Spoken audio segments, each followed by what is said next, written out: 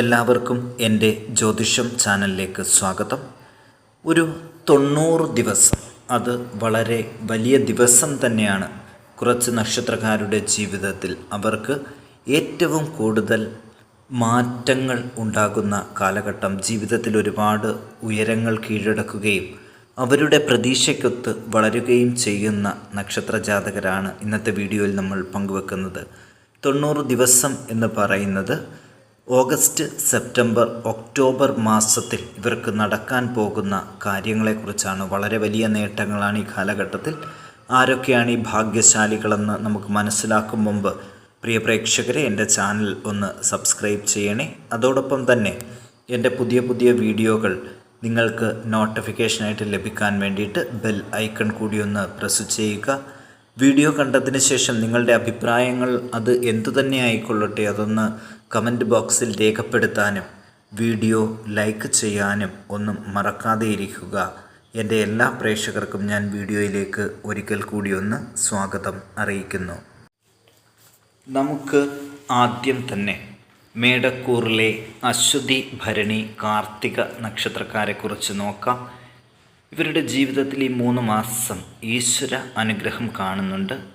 മേടത്തിൽ ഗുരുവും സർപ്പവും, 4-ൽ രവിയും ബുധനും, 5-ൽ ചൊവ്വയും ശുക്രനും, 7-ൽ കേതുവും, 11-ൽ ശനി.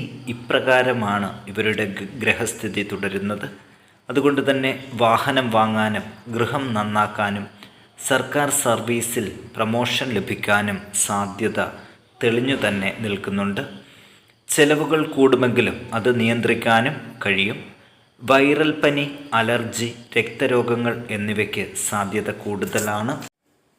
വിദ്യാർത്ഥികൾക്ക് പൊതുവെ സമയം ഉത്തമം. സൂര്യബുധ ബന്ധമുള്ളത് കൊണ്ട് തൊഴിലിൽ താങ്ങും തണലും കിട്ടാൻ സാധ്യതയുണ്ട്. തർക്കങ്ങളും വഴക്കുകളും വരുമെങ്കിലും അത് മറ്റുള്ളൊരാളുടെ ഇടപെടൽ വഴി പരിഹരിക്കാൻ സാധിക്കും. ശുക്ര, ശനി, ചൊവ്വ ദൃഷ്ടി യാത്രകളിൽ ശ്രദ്ധ കൂടുതൽ കൊടുക്കേണ്ടതുണ്ട്. സന്താന ഭാഗ്യം, ആയുസ്, രോഗമുക്തി, കടമുക്തി എന്നിവയ്ക്കെല്ലാം ഏറെ ആശ്വാസമുള്ള കാലഘട്ടമാണ്. 40 വയസ്സ് കഴിഞ്ഞവർക്ക് പൊതുവെ തടസ്സങ്ങൾ മാറി ഐശ്വര്യം ലഭിക്കും. ഈ കൂറുകാർ നവഗ്രഹ മോതിരം അണിയുന്നത് നല്ലതാണ്. ക്ഷേത്ര ദർശനം, സ്വദേശ വിദേശ യാത്ര, കൃഷി വഴി ആദായലബ്ധി എന്നിവയ്ക്കെല്ലാം അനുകൂല കാലം തന്നെയാണ്. മേടക്കൂറുകാർ ദോഷപരിഹാരമായിട്ട് വിഷ്ണു ശിവക്ഷേത്ര ദർശനം, കുടുംബദേവതാ പ്രീതി, സർപ്പത്തിന് പ്രത്യേക പൂജകൾ എന്നിവ നടത്തി പ്രാർത്ഥിക്കാൻ പ്രത്യേകം ശ്രദ്ധിക്കണം. ഇനി ഇടവക്കൂറുകാരാണ്. ഇടവക്കൂറിൽ കാർത്തിക, രോഹിണി, മകയിരം നക്ഷത്രക്കാരാണ്. പൊതുകാര്യങ്ങൾക്ക് നേതൃത്വം കൊടുക്കേണ്ടി വരും. ശത്രുക്കളിൽ നിന്നും മിത്രങ്ങളിൽ നിന്നും ആനുകൂല്യം പ്രതീക്ഷിക്കാം. ലാഭത്തിൽ ഭൂമി വാങ്ങാൻ അവസരം കാണുന്നു. വ്യാഴം അനുകൂലത്തിലല്ല എങ്കിലും മറ്റ് പ്രശ്നങ്ങൾ ഒന്നും ഉണ്ടാകില്ല.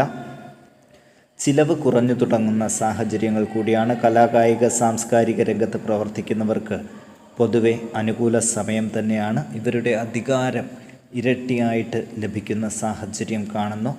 ചിലർക്ക് സ്ഥാനചലനത്തിന് അവസരം ഉണ്ടാകും. ബന്ധുക്കളിൽ നിന്നും പൊതുവെ മധ്യമ സുഖമേ കാണുന്നുള്ളൂ. കാർഷിക രംഗം, ഹോട്ടൽ രംഗം എന്നിവയിൽ പ്രവർത്തിക്കുന്നവർക്ക് സമയം ഗുണകരമാകും. ആദരവും അംഗീകാരവും ലഭിക്കും. ഗൃഹസുഖം അല്പം കുറഞ്ഞിരിക്കും. സ്ത്രീകൾക്ക് ആരോഗ്യം മെച്ചപ്പെട്ടു തുടങ്ങുന്ന സമയമാണ്. വായ്പ പ്രതീക്ഷിക്കുന്ന സമയത്ത് പ്രതീക്ഷിക്കുന്ന രീതിയിൽ തന്നെ ലഭിക്കുകയും ചെയ്യും. സന്താനങ്ങൾക്ക് ഗുണകരമായ കാലഘട്ടം തന്നെയാണ്. അവരെപ്പറ്റി ചിന്തിച്ച് വെറുതെ വിഷമിക്കേണ്ടതില്ല. ഏകാന്തത അനുഭവിക്കേണ്ട സാധ്യത കാണുന്നു. ഗൃഹത്തിൽ മംഗളകർമ്മത്തിലുള്ള ചുറ്റുപാടുകൾ ഒരുങ്ങും. പിണങ്ങിപ്പോയവരോ അകന്നുപോയവരോ അടുക്കാൻ സാധ്യതയുണ്ട്. വാഹനത്തിൽ നിന്ന് നേട്ടം ഉണ്ടാകും. എത്ര ശ്രമിച്ചാലും ചിലവ് കുറഞ്ഞു തുടങ്ങും. അത് വർദ്ധിപ്പിക്കാൻ സുഹൃത്തുക്കൾ കൂടെ കൂടുമെങ്കിലും അത് ഏറെ ബുദ്ധിമുട്ടുകൾ ഉണ്ടാക്കില്ല. വിദേശ തൊഴിൽ ചെയ്യുന്നവർ പണമിടപാടിൽ പ്രത്യേകം ശ്രദ്ധിക്കണം. 50 വയസ്സിന് മുകളിൽ ഉള്ളവർക്ക് സമയം അനുകൂലമാണ്. ഇടവക്കൂറുകാർ ദോഷപരിഹാരമായിട്ട് കുടുംബദേവതാ പ്രീതിക്ക് നേടണം. അതോടൊപ്പം വിഷ്ണു ക്ഷേത്രത്തിൽ പാൽപായസം നടത്തണം. ദേവിക്ക് ഐക്യഭാഗ്യ സൂക്തം, കൃഷ്ണന് പാൽപായസം, ധന്വന്തരമൂർത്തിക്ക് അർച്ചന വേണം. ഈ കൂറുകാർ പുഷ്യരാഗക്കല്ല് ഉപയോഗിക്കുന്നതും നല്ലതാണ്. മിഥുനക്കൂറിലെ മകയിരം, തിരുവാതിര, പുണർദം നക്ഷത്രക്കാരെക്കുറിച്ച് അടുത്ത് നമുക്കൊന്ന് നോക്കാം. മനസ്സമാധാനം ഇരട്ടിയായിട്ട് ലഭിക്കും. മറ്റുള്ളവരുടെ കാര്യത്തിന് വേണ്ടി പണം ചിലവാക്കേണ്ടി വരും. അധികാരസ്ഥാനത്തുള്ളവർ ആജ്ഞാശക്തിയാൽ പല കാര്യങ്ങളും നേടിയെടുക്കണം. സ്നേഹബന്ധങ്ങൾക്ക് കൂടുതൽ പ്രാധാന്യം കിട്ടും. രോഗം കുറഞ്ഞു വരും. നിസ്സാര കാര്യങ്ങൾക്ക് ചിന്ത കൂടും. ആത്മീയതയിൽ കൂടുതൽ ശ്രദ്ധിക്കുകയും അതുപോലെ തന്നെ പ്രാർത്ഥനകൾ മുടക്കാതെ മുന്നോട്ട് പോകാനും ശ്രദ്ധിക്കണം.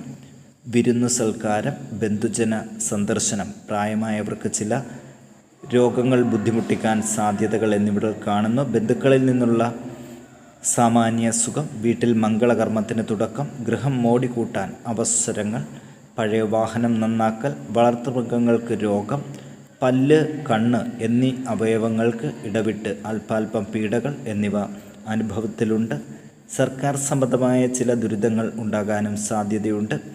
മേലുദ്യോഗസ്ഥരിൽ നിന്ന് അവഗണന ഉണ്ടാകും. എങ്കിലും ചില ആളുകൾ ഇടയിൽ കയറി അത് പരിഹരിക്കാനും സാധ്യതയുണ്ട്. പുതിയ സംരംഭം, പണം മുടക്കൽ, പണം സംബന്ധിയായ കാര്യങ്ങൾ, അതായത് പണം കൊടുക്കൽ എന്നിവ ശ്രദ്ധാപൂർവം നടത്തണം.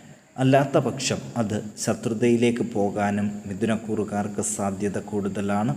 ഇവർ ദോഷപരിഹാരമായിട്ട് മഹാവിഷ്ണുവിന് പാൽപായസം, ഗുരുവായൂർ ദർശനം, ശിവന് ജലധാര, ആയില്യപൂജ എന്നിവ നടത്തുക. മരതകക്കല്ലിടുന്നത് പൊതുവെ നല്ലതായിരിക്കും. ഇനി മകരക്കൂറിൽ പുണർദം, പൂയം, ആയില്യം നക്ഷത്രക്കാരെക്കുറിച്ച് നോക്കാം. ഭാര്യ ഭർത്തൃ സൗഖ്യം കൂടുതലായിട്ട് കർക്കിടകക്കൂറുകാർക്ക് ലഭിക്കുന്ന ദിവസങ്ങളാണ്. ശാരീരിക മാനസിക ഉല്ലാസം കൂടുതലായിട്ടുണ്ടാകും. ഔദ്യോഗിക രംഗത്ത് ശോഭിക്കുന്ന സമയം. മാതാവിൽ കുടുംബത്തിൽ നിന്നും പിരിഞ്ഞ് കഴിയേണ്ടതായിട്ട് വരും. ജോലി നേടാൻ സാധ്യതയുണ്ട്. വിദേശത്ത് ജോലി ചെയ്യുന്നവർക്ക് സമയം ഉത്തമമാണ്. കാർഷിക ആദായം കൂടി വരും. യന്ത്രം, ഇരുമ്പ്, ഉരുക്ക് എന്നിവ കൈകാര്യം ചെയ്യുന്നവർക്ക് സാമ്പത്തിക ഉയർച്ചകൾ പ്രതീക്ഷിക്കാം. കലാകായിക രംഗത്ത് പ്രവർത്തിക്കുന്നവർക്ക് ആനുകൂല്യങ്ങൾ കൂടുതലായിട്ട് ലഭിച്ചു തുടങ്ങും. സർക്കാർ ഉദ്യോഗം കിട്ടാൻ സാധ്യതയുണ്ട്. മാംസ ആഹാരങ്ങളിൽ പ്രിയം കൂടും.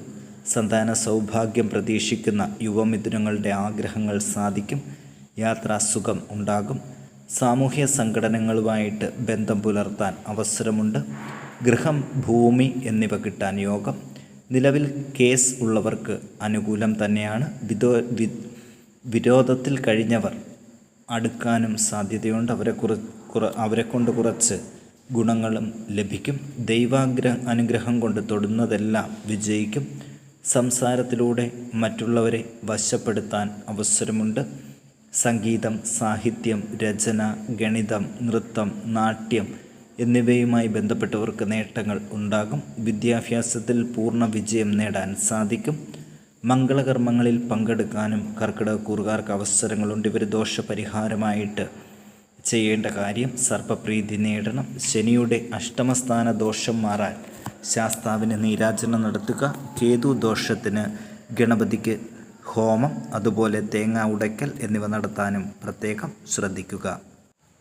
ഇനി നമുക്ക് ചിങ്ങക്കൂറിൽ മകം, പൂരം, ഉത്രം നക്ഷത്രക്കാരെക്കുറിച്ച് നോക്കാം. തൊഴിലിൽ ഉന്നതി, മേലുദ്യോഗസ്ഥരുടെയും ബന്ധുക്കളുടെയും സഹായം, പല പ്രകാരത്തിലുള്ള ഐശ്വര്യം, ആഭരണം, വസ്ത്രം എന്നിവ ലഭിക്കാൻ സാധ്യതകൾ എന്നിവ കാണുന്നുണ്ട്. അതുപോലെ എല്ലാ കാര്യങ്ങളും സമർത്ഥമായും ബുദ്ധിപരമായും കൈകാര്യം ചെയ്യാൻ ദൈവ അനുഗ്രഹം ഉണ്ടാകും. വിദേശത്ത് കമ്പനി, വ്യവസായം എന്നിവ നടത്തുന്നവർ ധനം മുടക്കി തൊഴിൽ പുഷ്ടിപ്പെടുത്താൻ സാധ്യതയുണ്ട്.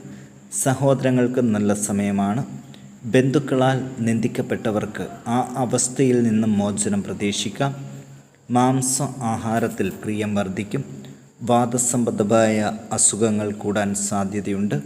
മംഗളകർമ്മങ്ങൾ നടക്കുവാൻ സാധ്യത ഏറി വരുന്നു. സുഹൃത്ത് ബന്ധങ്ങൾ പുഷ്ടിപ്പെടുന്ന സാഹചര്യം കൂടിയാണ്. സർക്കാരിൽ നിന്നും സമ്മാനങ്ങൾ, അനുമോദനം എന്നിവ ലഭിക്കും. നിക്ഷേപം വഴി ധനാഗമം അനുഭവത്തിൽ കാണുന്നുണ്ട്. അവ ലഭിക്കാനുള്ള ഭാഗ്യവും അനുകൂലാവസ്ഥയും ഇവർക്ക് കൂടുതലായിട്ട് കാണപ്പെടുന്നു. പൊതുവെ ദേഷ്യ സ്വഭാവം ഈ കാലഘട്ടത്തിൽ ചിങ്ങക്കൂറുകാർക്ക് കുറഞ്ഞിരിക്കും. ഭക്ഷണത്തിൽ പ്രത്യേകം ശ്രദ്ധ വേണം. എല്ലാത്തിനും ദൈവാധീനത്താൽ മാറ്റങ്ങളും പ്രതീക്ഷിക്കാവുന്ന കാലം തന്നെയാണ്. ചിങ്ങക്കൂറുകാർ ദോഷപരിഹാരമായിട്ട് ശിവക്ഷേത്രത്തിൽ ദർശനം, സർപ്പദേവതകൾക്ക് വഴിപാടുകൾ എന്നിവ നടത്തണം. ഗുരുവായൂർ ദർശനം, മണ്ണാർശാല ദർശനം എന്നിവയും ഇവർക്ക് ഗുണം ചെയ്യുന്നതായിരിക്കും.